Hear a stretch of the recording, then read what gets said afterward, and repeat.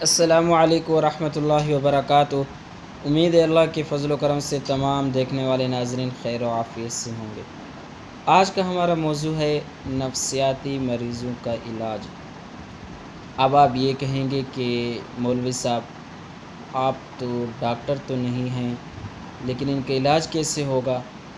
جی ہاں میرے دوستوں، میں آپ کو وہاں سے علاج بتاؤں گا جو اللہ تعالی نے ارشاد فرمایا، جو آپ صلی اللہ علیہ وسلم بتا کر گئے اور جو قرآن پاک سے ملتا ہے۔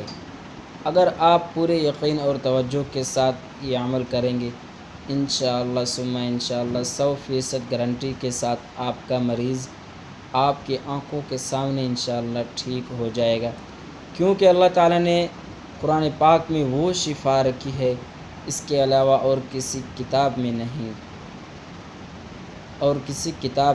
اور اس قرآن پاک میں وہ تاثیر ہے جو اور کسی کتاب میں نہیں۔ تو انشاءاللہ امید کرتے ہیں آپ یہ عمل ضرور کریں گے۔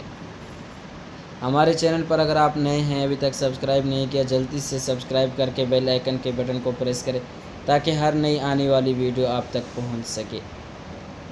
اللہ تعالیٰ نہ کرے اگر اس طرح کا کوئی مریض ہے نفسیاتی، تو آپ حضرات نے سب سے پہلے نمبر پر صدقہ کر لینا ہے، جو کہ مصیبت، پریشانیوں اور گناہوں کو ختم کر دیتا ہے۔ صدقہ کرنے کے بعد ہر روز تلاوت کا معمول بنا لینا ہے اس مریض کے لیے، یعنی کہ جتنا ہو سکے تلاوت کر کے دعا کیا کرے۔